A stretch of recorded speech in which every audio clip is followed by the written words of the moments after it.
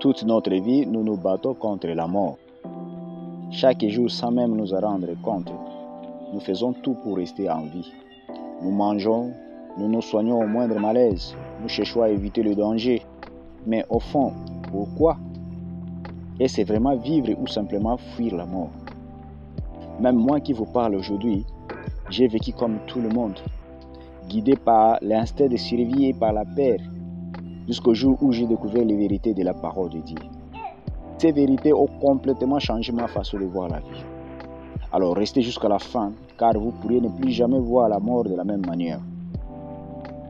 Commençons par les commencements. Qu'est dit la parole de Dieu concernant la mort?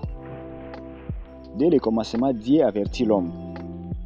Il dit, les jours où tu en mangeras, tu mourras. Genèse chapitre 2, verset 17. Donc, comprenez que la mort n'est pas un hasard. Elle est entrée dans la vie de l'homme à cause de la désobéissance envers Dieu. Encore, la Bible nous rappelle une vérité que beaucoup ignorent. Lisons Psaume chapitre 90, verset 10. Je cite, « Les jours de nos années passent vite et nous nous envolons. » Donc, ce verset nous montre clairement que la vie est courte et la mort est une réalité que personne ne peut éviter.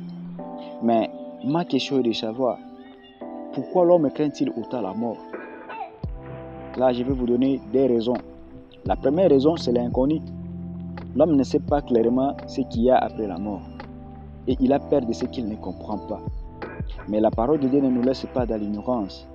Disons Hébreux chapitre 9, verset 27, qui dit « Il est réservé aux hommes de mourir une seule fois, après quoi vient le jugement. » Cela signifie que la mort n'est pas une fin. Il y a une réalité après cette vie. Et Jésus aussi lui-même donne espérance en Jean chapitre 14, verset 2, en disant qu'il y a plusieurs demeures dans la maison de mon Père. Et cette demeure, c'est le ciel, c'est l'éternité auprès de lui.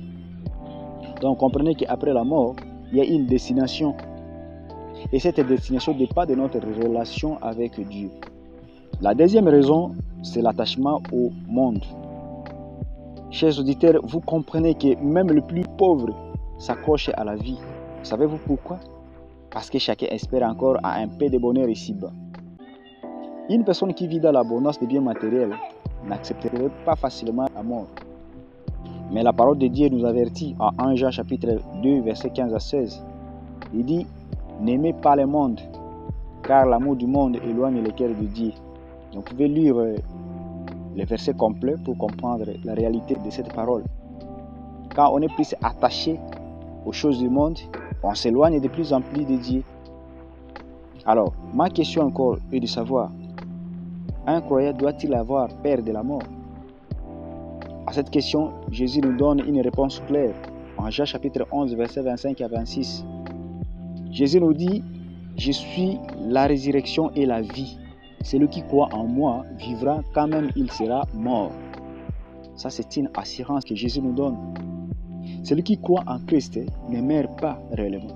Car pour le croyant, la mort n'est pas une disparition, mais c'est un passage vers une autre vie. Mais alors, avec toute cette assurance que nous avons dans la parole de Dieu, pourquoi certains de ceux qui se disent croyants ont encore peur de la mort? La réponse est qu'il leur manque encore quelque chose. Et c'est quelque chose, c'est la foi véritable. Quand on manque la foi, on peut croire que c'est fini. Si vous lisez même le chapitre 11 de Jean, vous allez comprendre que même face au miracle que Jésus opérait, le doute était encore dans le cœur des hommes. Aujourd'hui encore, l'homme croit plus à ce qu'il voit qu'à ce que Dieu dit. On n'a pas confiance en ce que Dieu dit parce que c'est quelque chose qui ne se voit pas.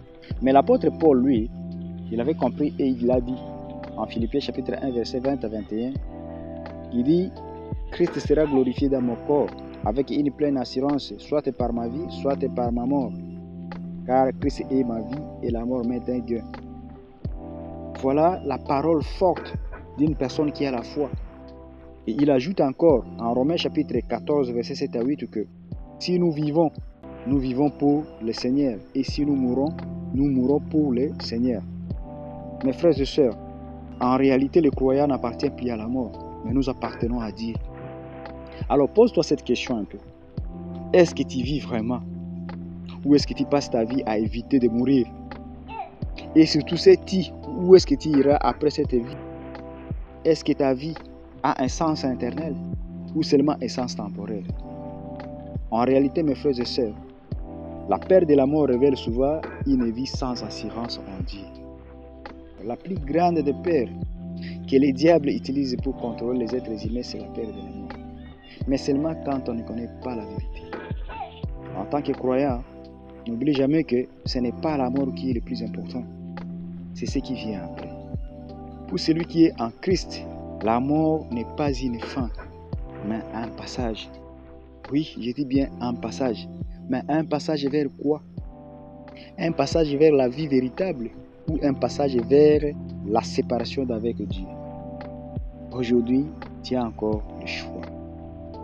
Si ce message t'a touché, prends un moment pour réfléchir à ta relation avec Dieu. Car ce qui compte n'est pas seulement la mort, mais où tu passeras l'éternité. Rapproche-toi de Dieu et apprends à voir la vie avec les yeux de la vérité. Et dis-moi en commentaire si tu as peur de la mort et pourquoi. Paix et bénédiction de Dieu sur vous.